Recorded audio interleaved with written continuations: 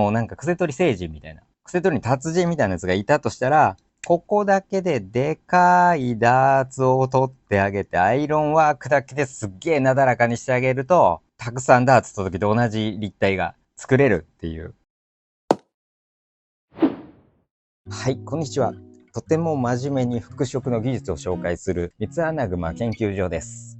お久しぶりです。今日は癖取りの説明をしていこうかなと思います。癖取りってなんか専門学校の時に教わったなとか、言葉は聞いたことあるなとか、もしくは洋裁の本とかに載ってて癖取りって書いてあるけど、これは何をやってるんだろうなと思う人がいると思うんですけど、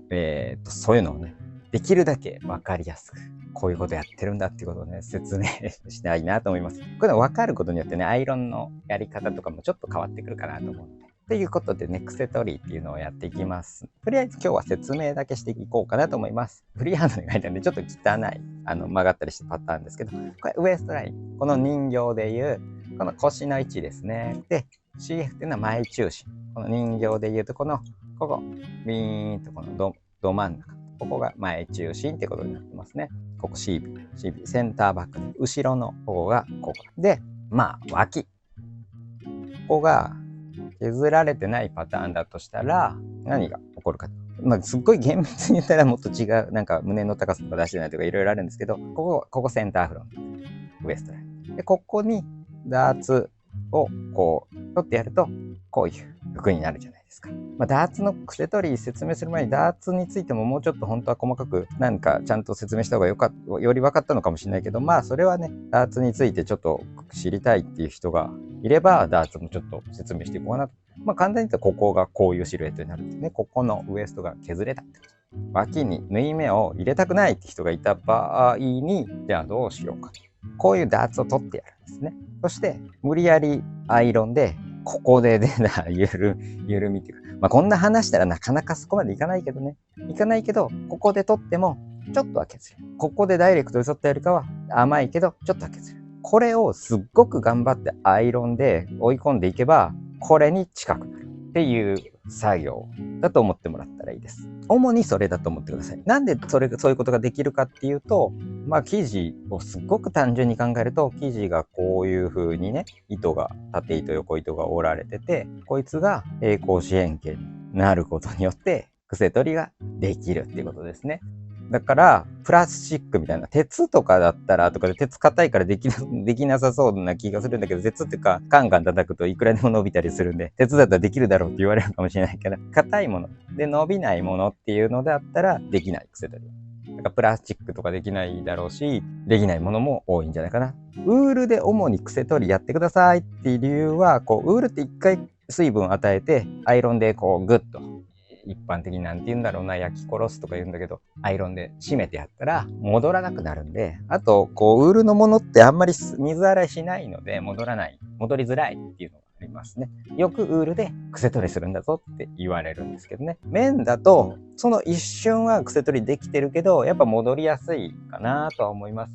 ただ、綿でも癖取りめっちゃしてたら、生地が伸びたりとか、そういう型がつくっていう感じで、なんか、全くできてないかっていうと、ちょっとできてる。逆に言うと、ウールも完璧できるかってすっげえ頑張らないとできないと思ってもらった方がいいかなと思います。もうちょっとね、これだけでまだ分かんないっていう人多分いっぱいいると思うんですよ。なるほどなって思った人もいると思うけど、じゃあ次ね、もうちょっと詳しく、脇があるじゃないですか。で、ここが CF。で、ここがウエストライン。だった場合に、ダーツの分量みたいなものってどれくらいにするのかなって思うじゃないですか。細かい分量っていうのを、これと全く一致はしないんですけど、例えばこう削ってった時のここを削るわけですよね。癖取りをどれくらいするかっていうね。例えばね、こういうパターンを書いてるとしましょう。で、本とかではここがまっすぐになるように癖取りしてくださいねって言うと思うんですよね。この場合だと伸ばすで本当に伸ばしちゃダメだけど、こういう図が書いてあると思うんですけどね。逆に言うと、ここまっすぐにするって言ったらこっちを追い込むっていう考え方もできる。とりあえずね、今日説明すること頭に入れといてもらって、来週いろんなパターンを癖取りで立体を出していくっていうことをするんですけどね。こっちを追い込んでいくっていう考え方。この出っ張りを。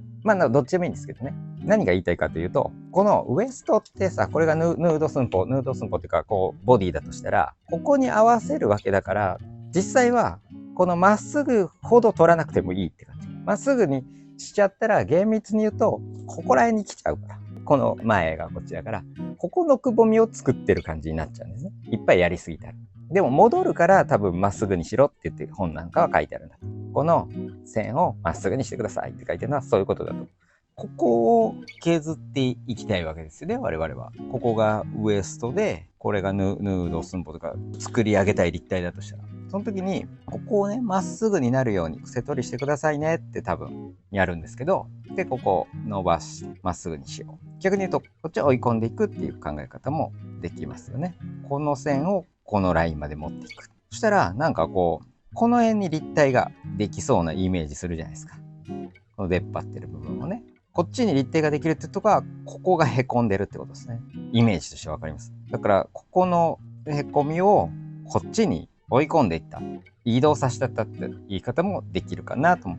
ここでもね、じゃあなんか普通に癖取りってここに出来上がるんじゃんって、確かにこの立体のこのカーブにまっすぐ取っちゃったら厳密に言うとそういうことになっちゃうんですけど、まあなんか分散してるっていう考え方の方がもしかしたら分かりやすいかもしれない。その分散するっていうのはこう言ったら砂時計みたいな形にじゃないですか。人間の体ってちょっと複雑な砂時計ぐらいに考えてもらったらいいんですけど、でここだけでこの脇のねウエストのあれを取ってるのをなだらかに逃がしてあげるって感じでも、多分人間の体ってくびれてる人はここが一番くびれてて、お腹は出っ張ったりとかいろいろみんなしてるので、脇線っていうのはここでいいし、もしかしたらちょっと前のこことかこの位置で取って三面体なんだからこの辺で取ってあるで、その位置にダーツとかを取ってあげてるっていうのはあんま癖取りはしなくていいですね。こことかこことかで一番くびれを取りたいんだったら、もちろんその場所で取ってあげるっていうのが正解なんですけど、でそれをなだらかにするために癖取りをしてるって感じですね。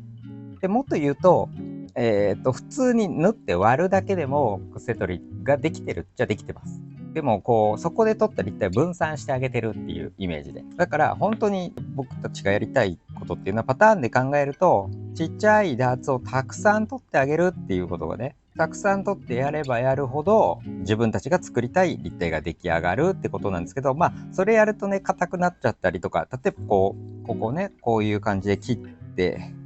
ピースを分けてあげると、縫い代がたくさん増えちゃって、その縫い代分が硬くなるじゃないですか。重たくもなるし、服が。理想はでもたくさんできるだけたくさんダーツ作ってあげると理想の立体ができるんですけど、それの一箇所だけでなだらかな立体を作ろうと思うと、ちゃんと癖取りやってあげないと欲しい位置に立体ができないぞっていうことですね。例えばメンズだったらここにこう削っていくわけですけど、2とか 2.5 とかここパターンがでもこうなってる。でこれをまっすぐにしてやると、ここの腰だけのくびれ、これが後ろだから、ここのくびれがこっちまで行ってくれるっていう。でなだらかにいい感じにしてくれるっていうことですね。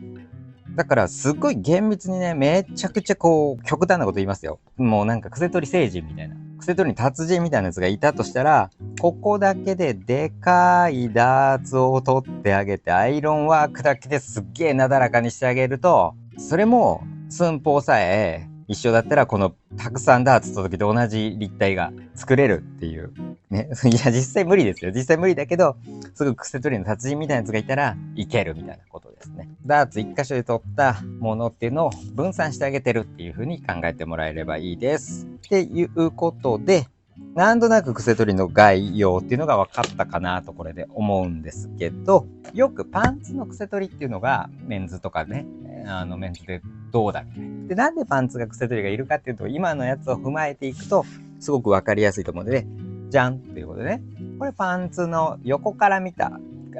図だと思ってください。で、こっちが前で、こっちが後ろ。で、これお尻の立体が出て、パンツの、後ろのパターン、こうなってますよね。さっきの話で言うと、ここ、トントントントントンと下ろした。ここの部分を削りたいわけじゃないですか。この部分の線ってどこかなーっていうと、この辺りになるわけですね。この辺りになるわけじゃないですか。ここのお尻の出っ張りってどこかなーっていうと、ここら辺になるわけじゃないですか。でも、ここに縫い目がないってことはどういうことかというと、ここの出っ張りだから、ここの部分を追い込んで、この立体にしてあげたいってことですね。ここから、この辺りの立体に。この形にしないといけないってことです。ここは出っ張らさないといけないってことですね。ここに縫い目があれば、別にそんなことする必要ないんですね。まあここでもいいけど。出したいとこに縫い目があれば別にその形のパターン引いてやればいいんだけど、ないから、だから結構遠いんですよね。ここからここまで追い込んで、ここもここからグイーッと出していかないといけないから遠いじゃないですか、これ。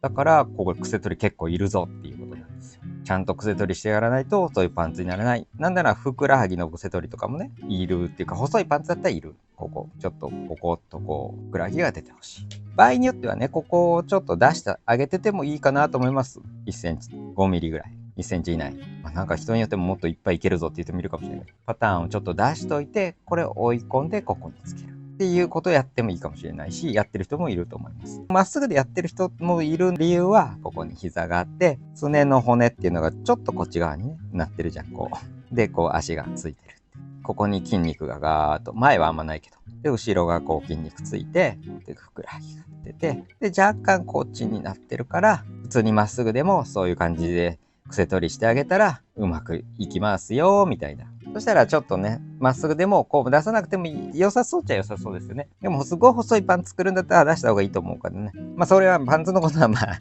いろいろあるんで。ということはですよ、パンツで毎回癖取りが必要な理由って分かりましたかね。ここに縫い目がない。だから、ここに縫い目がないのにこの立体を出さないといけない。で、まあダーツとかあるから多少ここを助けてくれるんだけど、ここを削るっていうのはちょっと難しいよね。それないと。ここだけで。ここにできるのをこの位置まで追い込んでやらないといけないでしょ、この削った分をね。っていうことで追い込んでやらないといけないんですよね。こう考えると、この形状のパンツは癖取りが必要。細いパンツは癖取りが必要だけど、キュロットみたいなやつ、これいらないですよね、癖取り。これ、ちょっと頑張って、ちょっと癖取り、軽く癖取りやるだけでいけますよね、これの場合は。もう普通にアイロンで割るだけでももしかしたらそこそこうまくいくかもしれない。これに関しては。こんだけだから。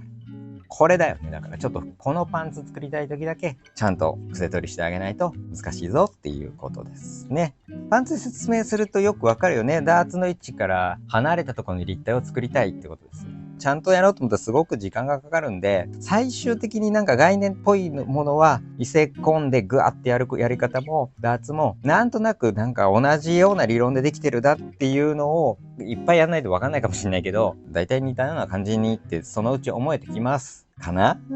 いうことでどうだろうか。ちゃんと説明できてない部分もあるかもしれないですけど、概要はこんな感じで。で、実際次回、癖取りダーツとか縫ったりして癖取りをやっていこうっていうことなので、それでよりわかるかなと思うので、普通にダーツを割ったり、ダーツをガタ倒しする時も、どっちに立体を作りたいかとか、いろいろ考えてやってあげたり、どの部分をまっすぐにするかっていうので、脇にくびれを作りたいのかとか、前側に作りたいのかとか、いろいろあります。普通にまっすぐカーブとカーブの塗ったやつを割ってあげるだけでも癖取りにはなってます。実はね。なんとなく癖取り分かりましたでしょうかね。分かんなかったら、なんかコメント欄でちょっとどこが分からなかったっていうことがあれば書いてくれれば、なんかこれで完璧にこう伝えられたかどうかっていうのはちょっと自信がないので、ここ分かんなかったですっていうのがあれば、なんかそこをまた説明すればうまく理解してもらえるかなと思います。この後はまたなんか僕が最近ちょっとハマってる感じのことを、これなんでこんな色がついちゃったのかなっていうので、見たい人は見てくれればありがたいかなと思います。皆さんの良き服飾ライフが充実するようにということで、では、さようなら。皆さん、癖取りの方はね、どうだったでしょうかね。まあ、もう一回ね、癖取り実践編があるので、そこで分かればいいかなと思いますが。じゃん、トンビの羽をいただいたんでね、やっぱ中二心をくすぐる、こう、羽のペンっていうのを作りたくて。先はね、こんな感じ。こうやって鳥の羽を切って、真ん中に切り目を入れるだけ。っていうので、一応ね、どんな風な書き味か。よし。あんま字がね、得意じゃないんですけどね。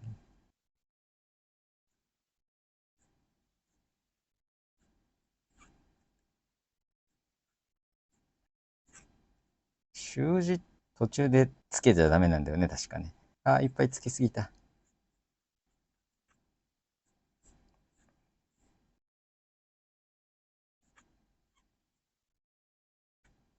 あ、ずれた。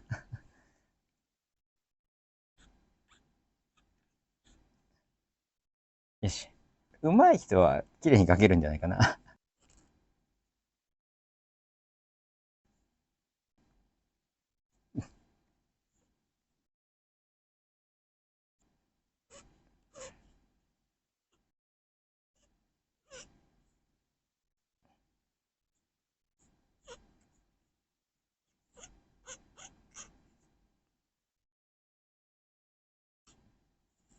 ということで、汚い。でも書けた。っていうことで、皆さん、良い復職ライフを。さようなら。